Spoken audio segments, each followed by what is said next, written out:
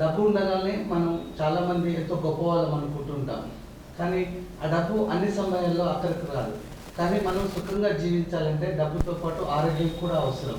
So ఇప్పుడు present యువత కానీ, తర్వాత చిన్నపిల్లలు కానీ, మహిళలు కానీ ప్రధానంగా ఎదుర్కొన్నటువంటి సమస్య కార్డియాక్ అరెస్ట్. సో ఇది ఎందుకు వస్తుందో ఎవరికి కూడా తెలియదు. చాలామంది చాలా రకాల అనుమానాలు వ్యక్తం చేస్తున్నారు. సో వీటన్నిటి నుంచి నివృత్తి చేసుకోవడానికి మనము మిర్యాలగూడలోని అపోలో రీచ్ హాస్పిటల్లో డాక్టర్ వినోద్ గారు ఉన్నారు. సో వారిని అడిగి అసలు వీటికి సంబంధించినటువంటి అన్ని వివరాలు సంపూర్ణంగా తెలుసుకుందాం. నమస్తే అండి. నమస్తే. నమస్తే సార్, చెప్పండి. ఇప్పటి వరకు చాలామంది యూత్ చూస్తున్నాం, సడన్గా అంటే మిగతా శరీరంలో ఏ అనారోగ్యం ఉన్నా పర్వాలేదు అనుకుంటుంటారు. కానీ ఒక ఈ భాగం చెస్ట్ కానించి ఈ భాగంలో నొప్పి వస్తే చాలా విపరీతమైనటువంటి భాగోద్వేగానికి లోనైపోయి భయపడుతూ ఉంటుంటారు. సో ఇది కార్డియాక్ సంబంధించినటువంటి, గుండెకి సంబంధించినటువంటి ఈ బాధగా మనం అనుకుంటుంటారు. సో ఏంటి అసలు గుండెతో వచ్చే సమస్యలు ఏంటి, ప్రధానంగా ఎందుకు వస్తున్నాయి గుండె సమస్యలు? రైట్. గుండె సమస్యలు ఎందుకు వస్తున్నాయి అనే దాన్ని తెలుసుకోబోయే ముందు అసలు గుండె సమస్య ఎవరిలో రావచ్చు అనేది తెలుసుకుందాం. ఏ ఏ ప్రాబ్లమ్స్ ఉంటే గుండె సమస్య రావచ్చు, ఏ ఏ ప్రాబ్లమ్స్ని మనం ఎలాగా డాక్టర్ దగ్గరికి వెళ్ళకముందే మనం ఏం జాగ్రత్తలు తీసుకోవాలనేది మొదట తెలుసుకుంటే తర్వాత మనం గుండె సమస్యలకి డాక్టర్ని కలిసాక ఏం చేయాలనేది తర్వాత తెలుస్తుంది. గుండె సమస్య ఎవరిలో రావచ్చు అంటే మొదటగా వయసు పెరిగే కొద్దీ, అంటే మన టెస్ట్లన్నీ ఇవన్నీ మన రీసెర్చ్ అంతా ఏం చెప్తుందంటే మనిషి 40 సంవత్సరాలు దాటిన తర్వాత ప్రతి 100 మందిలో 50 మందికి హార్ట్ ప్రాబ్లం ఉండే అవకాశం ఉంటుంది. రెండవదిగా బీపీ ఎక్కువ ఉన్న వాళ్ళలో ఈ ప్రాబ్లమ్స్ వచ్చే అవకాశం ఉంటుంది. మూడవదిగా షుగర్ ఉన్న వాళ్ళలో ప్రాబ్లం వచ్చే అవకాశం ఉంటుంది. షుగర్ ఉన్న వాళ్ళలో హార్ట్ ప్రాబ్లం ఒక్కటే కాదండి, దానివల్ల మన బ్రెయిన్ స్ట్రోక్ రావచ్చు, కిడ్నీల ప్రాబ్లం రావచ్చు, కంటి ప్రాబ్లం రావచ్చు, చూపు మందగించడం, ఇవన్నీ షుగర్ వల్ల వస్తూ ఉంటాయి. నాలుగవదే బాడీలో కొలెస్ట్రాల్ లెవెల్స్ ఎక్కువగా ఉన్నప్పుడు ప్రాబ్లం వస్తుంది. కొలెస్ట్రాల్ లెవెల్స్లోని రకాలు ఉంటాయి, అంటే మంచి కొలెస్ట్రాల్, చెడు కొలెస్ట్రాల్. మనం మంచి కొలెస్ట్రాల్ని ఎలా మేనేజ్ చేసుకోవాలో చెడు కొలెస్ట్రాల్ని తగ్గించుకోవడం కూడా చాలా ముఖ్యమైన విషయం. దానికి రకరకాల ఇవి ఉంటాయి. ఏంటి, ఫుడ్ విషయంలో కానీ, మన మెడికేషన్ విషయంలో కానీ, ఎక్సర్సైజ్ కానీ అన్నీ కలిపి వాటిని కంట్రోల్ చేస్తాయి. ఐదవదిగా ఎక్సర్సైజ్. అంటే మనం ఏమి పని చేయనప్పుడు బాడీలో కొలెస్ట్రాల్ లెవెల్స్ ఎక్కువ అవుతూ ఉంటాయి. కొంతమంది అనుకుంటారు నేను లావు లేను కదా, నా బాడీలో కొలెస్ట్రాల్ లేదు, నాకేం ప్రాబ్లమ్స్ లేవని అనుకుంటూ ఉంటాం. లావు అనేది కొలెస్ట్రాల్కి సంబంధం లేదు. లావు ఉన్న వాళ్ళలో చెడు కొలెస్ట్రాల్ ఎక్కువ ఉండొచ్చు, కానీ సన్నగా ఉన్న వాళ్ళలో కూడా కొలెస్ట్రాల్, చెడు కొలెస్ట్రాల్ బాడీలో ఎక్కువ ఉండే అవకాశం ఉంటుంది. మనకి బయట కంట్రీస్, మన ఇండియన్స్తో పోల్చుకుంటే అమెరికన్స్ బాగా లావుగా ఉంటారు, కానీ వాళ్ళ బాడీలో చెడు కొలెస్ట్రాల్ తక్కువగానే ఉంటుంది. కానీ మన ఇండియన్స్ సన్నగానే ఉంటారు, కానీ హార్ట్ ప్రాబ్లమ్స్ వస్తూ ఉంటాయి. ఎందుకు అంటే మన బాడీలో చెడు కొలెస్ట్రాల్ ఎక్కువగా ఉంటుంది. అందుకని నేను లావు లేను, టెస్ట్ చేయించుకోనక్కర్లేదు, నాకేం ప్రాబ్లం లేదు అనుకోవడం కరెక్ట్ కాదు. ఆరవదిగా మనం యాక్టివిటీ లేకపోవడం. ఆఫీసులో ఈ మధ్య అందరూ ఆఫీస్ వర్కులకు అలవాటు పడిపోయారు. 9 to 8 పని చేస్తారు, వర్క్ ఫ్రమ్ హోమ్ అని, ఇంకేం యాక్టివిటీ లేదు. ఈ కోవిడ్ తర్వాత ఇంకా యాక్టివిటీ అందరికీ బాగా తగ్గిపోయింది చెప్పాలి అంటే. ఈ ఎక్సర్సైజ్ మన ఈ యూట్యూబ్లు, ఇన్స్టాగ్రామ్లు వచ్చాక వాటిలో చూసి ఎక్సర్సైజులు చేయాలి, జిమ్ములు చేయాలి అనేవాళ్ళు కొంతమంది ఉంటే, కొంతమంది ఏమో ఈ వర్క్ ఫ్లోకి అలవాటు పడిపోయి యాక్టివిటీ ఏం లేకుండా మార్నింగ్ నుంచి ఈవినింగ్ వరకు టేబుల్లో కూర్చొని అలా పని చేసుకుంటూ ఉండేవాళ్ళు ఎక్కువైపోయారు. దానివల్ల ఈ ప్రాబ్లమ్స్ అన్నిటి వల్ల హార్ట్ ప్రాబ్లమ్స్ వస్తాయి. ఇందులో మనం మార్చగలిగేవి ఏంటండి అంటే వయసుని మనం మార్చలేం, మన అలవాట్లని మార్చుకోగలుగుతాం, బీపీని కంట్రోల్ చేసుకోగలుగుతాం, షుగర్ని కంట్రోల్ చేసుకోగలుగుతాం, కొలెస్ట్రాల్ని కంట్రోల్ చేసుకోగలుగుతాం, ఎక్సర్సైజ్ చేయగలుగుతాం. ఇవి మనం మార్చగలిగిన విషయాలు. ఇంకా కొన్ని ప్రాబ్లమ్స్ ఉన్నాయి, వాటిలో కూడా హార్ట్ ప్రాబ్లమ్స్ రావచ్చు. లివర్ ప్రాబ్లం ఉన్న వాళ్ళలోని, కిడ్నీ ప్రాబ్లం ఉన్న వాళ్ళలోని, ఈ రిమోటాయిడ్ ప్రాబ్లం అంటాం, కీళ్ళవాతాలు అవన్నీ ప్రాబ్లమ్స్ ఉండే వాళ్ళలోని, థైరాయిడ్ ప్రాబ్లం ఉన్న వాళ్ళలోని, హార్ట్ ఇది మన హెచ్ఐవి ప్రాబ్లం ఉన్న వాళ్ళలోని హార్ట్ ప్రాబ్లమ్స్ వచ్చే అవకాశం ఎక్కువ ఉంటుంది. సో ఇవన్నీ కాకుండా ఆడవాళ్ళలో నెలసరి ఆగిపోయిన తర్వాత హార్ట్ ప్రాబ్లమ్స్ వచ్చే అవకాశం బాగా ఎక్కువగా ఉంటుంది. సో ఇందులో మనం ఏం చేయొచ్చు అండి అంటే బీపీని కంట్రోల్ చేయాలన్నా, షుగర్ని కంట్రోల్ చేయాలన్నా, కొలెస్ట్రాల్ని కంట్రోల్ చేయాలన్నా ఎక్సర్సైజ్ ఒకటే మార్గం. రైట్? ఎక్సర్సైజ్ రెగ్యులర్గా అందరూ చేస్తారు. ఏం ఎక్సర్సైజులు చేయాలండి? మనం వెళ్ళి జిమ్కి వెళ్ళి బరువులు ఎత్తాల్సిన అవసరం లేదు. రెగ్యులర్గా రోజు మనం ఒక అరగంట బాగా ఫాస్ట్గా నడవగలిగితే that is more than enough. Okay, ఈ ప్రాసెస్లో మనం కొంచెం జాగింగ్ చేయగలిగే అలవాటు ఉంటే ఇంకా మంచిది, ఇంకొంచెం ఫాస్ట్గా రన్ చేయగలిగే అవకాశం ఉంటే ఇంకా మంచిది. ఈ కార్డియో ఎక్సర్సైజెస్ అనేవి చేయగలిగితే బెటర్. కానీ ఈ వెయిట్ లిఫ్టింగ్లు ఇవన్నీ ఈ మధ్య మనం తరచుగా చూస్తూ ఉంటున్నాం. ఈ ఇన్స్టాగ్రామ్లు కానీ, యూట్యూబ్లు కానీ, లేదంటే సినిమా హీరోలు కానీ, సెలబ్రిటీస్ కానీ అందరూ ఏదో ఫంక్షన్లో డ్యాన్స్ చేస్తూ చనిపోవడం. మధ్య యువత ఎక్కువగా మనం చూస్తున్నాము. 30+ లోపు ఉన్నటువంటి వాళ్ళే అవును సడన్ గా ఒక జిమ్ చేస్తున్నటువంటి ప్లేస్ లో సడన్ గా కొలాప్స్ అయిపోతున్నారు. అవును, డాన్స్ చేసేటటువంటి వాళ్ళు సో ఉన్నట్టుండి సడన్ గా పడిపోతున్నారు. మీరు దీనికి అసలు దీని వెనుక ఉన్న కారణాలు రకరకాలు ఉన్నాయండి. ఒకటి హార్ట్ అటాక్ అనేది ఒకటే కాదు, గుండె కండరానికి సంబంధించి ఇప్పుడు మన ఇంట్లో గోడలు ఎలాగున్నాయో గుండెకి కూడా గదులు ఉంటాయి. గదిలో కండరం ఉంటుంది. గోడ అనగా కండరం అనుకుందాం. మన ఇంటికి కరెంట్ సప్లై ఎలా ఉంటుందో అలాగే గుండెకి లోపల కరెంట్ సప్లై ఉంటుంది. మన ఇంటికి వాటర్ పైప్స్ ఎలా వస్తున్నాయో గుండెకి కూడా వాటర్ పైప్స్ ఉంటాయి, రక్తనాళాలు అంటాం. సో ఈ మూడిట్లో ఏది ప్రాబ్లం ఉన్నా మనకి ఇలాంటివి జరగవచ్చు. గుండె కండరం వీక్గా ఉన్న వాళ్ళలో తరచుగా ఏమైందంటే ఈ జనరల్గా ఎవరు టెస్టులు చెయ్యం. ఈ టెస్టులు చేయకపోవడం వల్ల ఏమవుతుందంటే ఎంత ఎక్సర్సైజ్ చేయాలనేది మనకి తెలియకపోవడం వల్ల వీళ్ళు యాంగ్జైటీతో, ఎగ్జైట్మెంట్తో ఎక్కువ డ్యాన్స్ వేసినప్పుడు ఆ గుండె కండరం మనం ఏదన్నా పని చేసినప్పుడు మనం అబ్జర్వ్ చేస్తూ ఉంటాం. గుండె ఫాస్ట్గా కొట్టుకుంటున్నది మనం ఫీల్ అవుతూ ఉంటాం. ఆ లిమిట్ అనేది ఉంటుంది బాడీకి. ఏ ప్రాబ్లం లేని వాళ్ళకి ఒక లిమిట్ ఉంటుంది. కానీ మనకి ప్రాబ్లం ఉందా లేదా చెక్ చేయించుకుంటే తప్ప మనకి తెలియదు. ఆ ప్రాబ్లం ఉందో లేదో చెక్ చేయకుండా ఈ ఎక్సర్సైజులు, డ్యాన్సులు చేసిన వాళ్ళకి ఆ హార్ట్ బీటింగ్ లిమిట్ దాటినప్పుడు సడన్గా గుండె అంత హార్ట్ రేట్ని తట్టుకోలేక సడన్గా ఆగిపోతుంది. దానివల్ల ఇవన్నీ ప్రాబ్లమ్స్ వస్తాయి. 40 ఏళ్ళ పైబడిన వాళ్ళకి హార్ట్ ప్రాబ్లమ్స్ వస్తే 40 ఏళ్ళ లోపల ఉన్న వాళ్ళకి ఈ కరెంట్ ప్రాబ్లంలో ఏదన్నా ప్రాబ్లం ఉంటే సడన్గా కొలాప్స్ అయ్యే అవకాశం ఉంటుంది. రెండవదిగా ఆ గుండె కండరంలో ప్రాబ్లం ఏమన్నా ఉంటే దానివల్ల కూడా ఇవన్నీ జరిగే అవకాశం ఉంటుంది. గుండె ఫంక్షన్ మంచిగా ఉన్నా ఈ కండరాల్లో ఏదైనా చిన్న సమస్యలు వచ్చినా కానీ వెంటనే అది ఆటోమేటిక్ కార్డియాక్ అరెస్ట్ అయ్యే అవకాశాలు ఉంటాయి. కరెక్ట్, కార్డియాక్ అరెస్ట్ అయ్యే అవకాశం. ఫంక్షన్ నార్మలే ఉంటుంది. మనం ఎకో స్కాన్ చేస్తే తప్ప అందులో ఏదన్నా ప్రాబ్లం ఉందని మనకి తెలియదు. ఒక్కొక్కసారి ఎకో స్కాన్లో కూడా బయటపడకపోవచ్చు. సో అందుకని మీరు ఏదన్నా ఎక్సర్సైజులు, హెవీ ఎక్సర్సైజులు చేయబోయే ముందు ఈ యువతలాగా నాకు లైక్స్, ఫాలోయర్స్ కోసం కాకుండా మొదట ఒకసారి మీ డాక్టర్ని కలిసి నేను ఈ ఎక్సర్సైజులు చేయవచ్చా చేయకూడదా అనే నిర్ధారణ యాజ్ ఎ జనరల్ చెకప్ లాగా మీరు అలా చేసినప్పుడు ఏమవుతుందంటే ఏదన్నా ప్రాబ్లం ఉండి చేయలేని పరిస్థితిలో వాళ్ళు మీకు సలహా ఇస్తారు. ఆ ప్రాబ్లం ఉన్న వాళ్ళలో కూడా ఎక్సర్సైజ్ చేయకూడదని ఏం లేదు. Exercise always important. ఎంత లిమిట్ చేయాలి అనేది మీకు సూచన చేస్తారు. అప్పుడు మనకి అవగాహన వస్తుంది. చాలా మంది ఇప్పుడు ఏంటంటే సడన్ గా పడిపోని వెళ్తే బ్లాక్ అయినాయి, వాల్స్ బ్లాక్ అయినాయి, స్టంట్ వేయాలంటున్నారు. సో దాన్ని ముందుగా మనం ఏమైనా రెక్టిఫై చేయడానికి ఏమైనా స్కోప్ ఉంటుందా? గుండె మీరు ఈ చెప్పిన దాన్ని హార్ట్ అటాక్ అంటాం. హార్ట్ అటాక్లో రకాలు ఉంటాయి. సో మనకి నొప్పి ఏ టైంలో తెలుస్తుంది? ఒకటి ఎక్సర్సైజ్ చేసేటప్పుడు ఏమన్నా నొప్పి తెలుస్తుందా?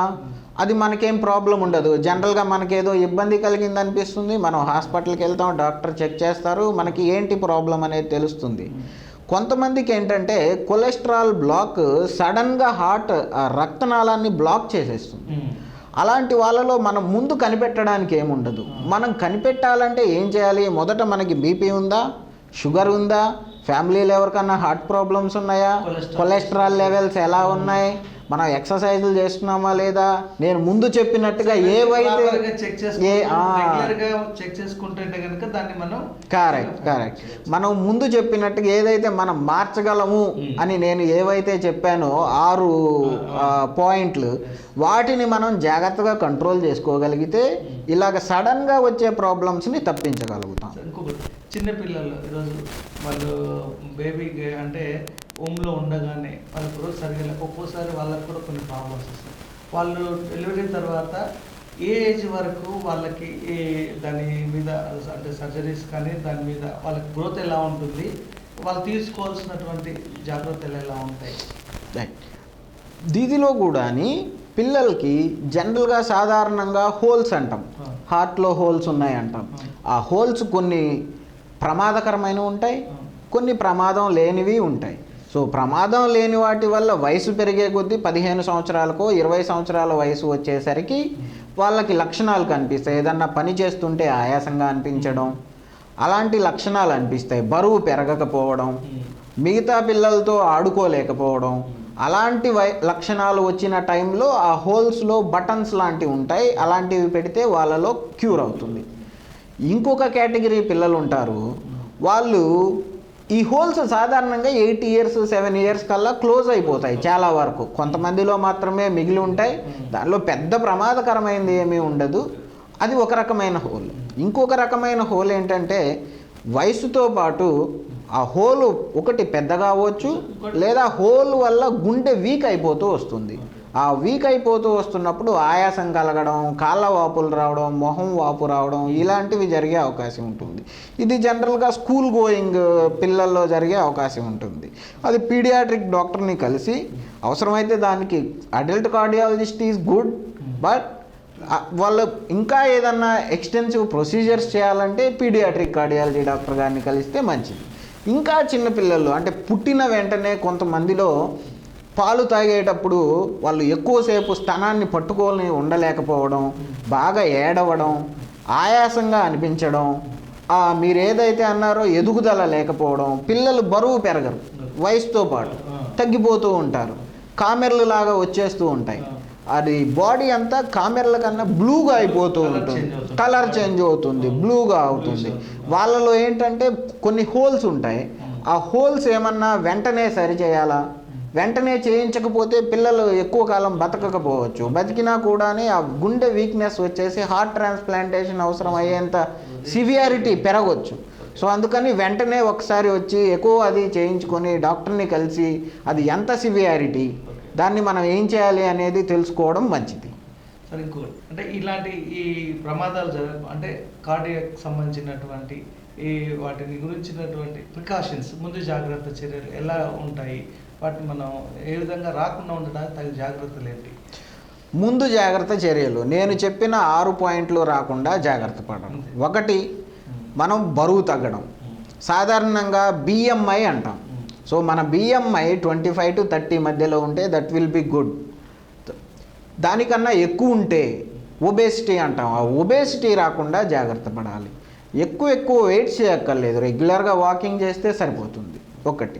రెండవది, బీపీ కానీ షుగర్ కానీ కొలెస్ట్రాల్ కానీ అన్ని కంట్రోల్. మొదట ఎక్సర్సైజ్, 2 మన డైట్. సాల్ట్ మన ఆంధ్ర తెలంగాణ ఎక్స్పెషల్లీ ఈ ఏరియాలో మనం బాగా సాల్ట్ ఉన్నవి పికిల్స్ తినడం బాగా అలవాటు. ఈ అప్పడాలు, వడియాలు, తర్వాత ఊరగాయ పచ్చళ్ళు, ఇవన్నీ మనం ఎక్కువ సాల్ట్ ఉంటేనే అవి నిలవ ఉంటాయి బూజు పట్టకుండా. సో ఆ సాల్ట్ ఎక్కువ ఉన్నవన్నీ తగ్గించాలి.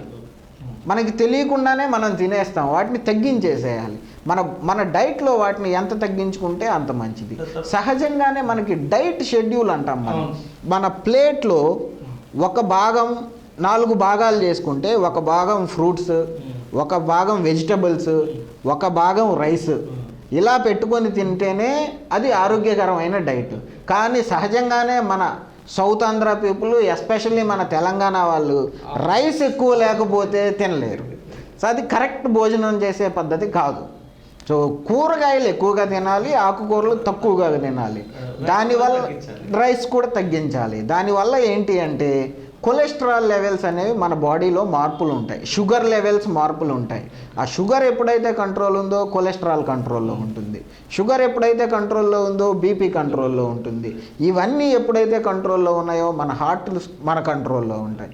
ఇవేమి మన కంట్రోల్లో లేకపోతే మనం డాక్టర్ కంట్రోల్లో ఉంటాం.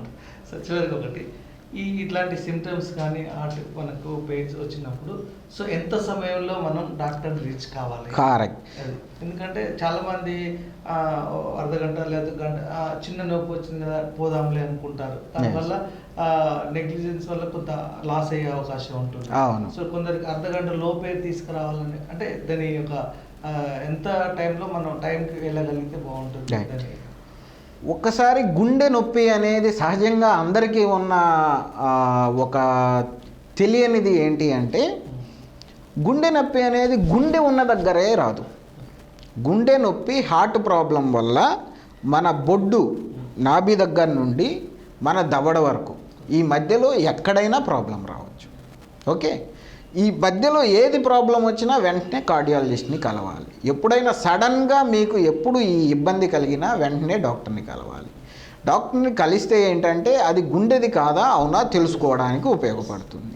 రెండవది, నొప్పి ఎలా ఉండొచ్చు, కొంతమంది మంటలా వస్తుంది అంటారు, కొంతమంది గుచ్చుతున్నట్టుంది అంటారు, కొంతమంది బాగా హెవీ వెయిట్ మన గుండె మీద పెట్టి నలిపేస్తున్నట్టు ఇలాగా ఉంటుంది. సో ఇందులో ఏది వచ్చినా చూయించాలి.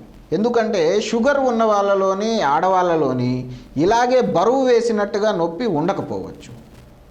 నొప్పి ఉండదు లేదు కదా అని మన తేలికపాటి నొప్పి అని అశ్రద్ధ చేయకూడదు. ఎస్పెషల్లీ షుగర్ ఉన్న వాళ్ళలోనూ ఆడవాళ్ళలోనూ వాళ్ళకి టిపికల్గా సిమ్టమ్స్ కనపడవు. ఓకే, దీనితో పాటు ఏదన్నా నడకతో ఆయాసం ఉన్నా, గుండె దడగా అనిపిస్తున్నా, ఎప్పుడైనా కళ్ళు తిరిగి పడిపోయినా, కళ్ళు తిరుగుతున్నట్టు అనిపించినా వెంటనే సంప్రదించాలి. దీనివల్ల ఇది హార్ట్ ప్రాబ్లం వచ్చినప్పుడు దీనిలో నేను చెప్పినట్టుగా రకాలు ఉంటాయి. సో ఎమర్జెన్సీ హార్ట్ ప్రాబ్లం అనేది మనం గంట లోపల మాత్రమే యాంజియోగ్రామ్ చేసి స్టెంట్ చేస్తేనో లేదా హై పవర్ బ్లడ్ థిన్నర్స్ బాడీకి ఎక్కిస్తేనో మనం ప్రాణాన్ని కొంతవరకు నిలబెట్టగలుగుతాం. దాన్ని దాటిన ప్రతి నిమిషం కూడా వాల్యుబుల్. టైమ్ ఈజ్ హార్ట్ అంటారు మా పుస్తకాల్లోని, మా సైన్స్లోని టైమ్ ఈజ్ హార్ట్ అంటారు. మనం వేస్ట్ చేసే ప్రతి నిమిషం గుండె కండరాన్ని దెబ్బతీస్తూ ఉంటుంది.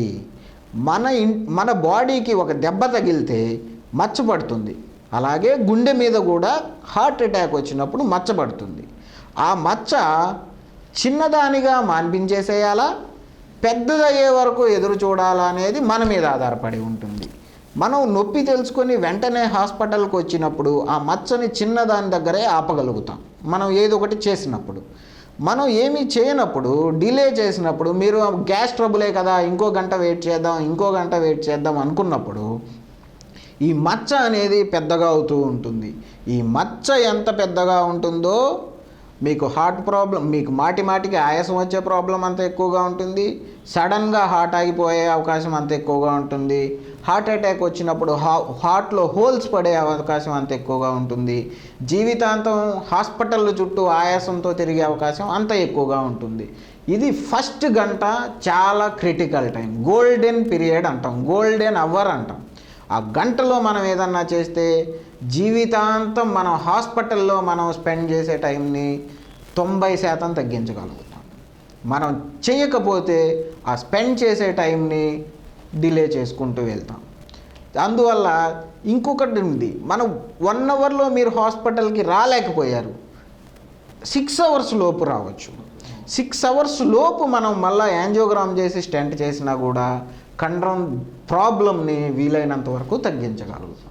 దీన్ని దాటి వచ్చి నేను చెప్పినట్టుగా హాస్పిటల్కి ఆయాసంతో వెళ్ళడం, హాస్పిటల్లో ఎక్కువ కాలం ఆయాసంతో ఉండిపోవడం, సడన్గా హార్ట్ బీటింగ్స్ వేరీ అయ్యి మనం షాక్లు ఇవ్వాల్సి రావడం, హార్ట్లో హోల్స్ పడడం, వాళ్ళు లీకేజ్లు వచ్చి ఆయాసంతో సర్జరీలు అవసరమయ్యే అవకాశం బాగా ఎక్కువగా ఉంటుంది. ఇలా హార్ట్ సమస్యలు ఏ విధంగా వస్తున్నాయి, వాటిని మనం ఏ విధంగా పరిరక్షించుకోవాలి, మనం తీసుకోవాల్సిన తగు జాగ్రత్తలు ఎలా ఉన్నాయి, ఇలాంటి హార్ట్ సమస్యల నుంచి లేదా కార్డియాక్ అరెస్ట్ సమస్యలు ఉన్నాయో వీటన్నిటి నుంచి కూడా మనము పరిరక్షించుకోవడానికి వాటి నుంచి ఇలాంటి అమూల్యమైనటువంటి సలహాలు సూచనలు ఇచ్చినటువంటి డాక్టర్ వినోద్ గారికి ప్రత్యేకమైనటువంటి ధన్యవాదాలు. నమస్తే.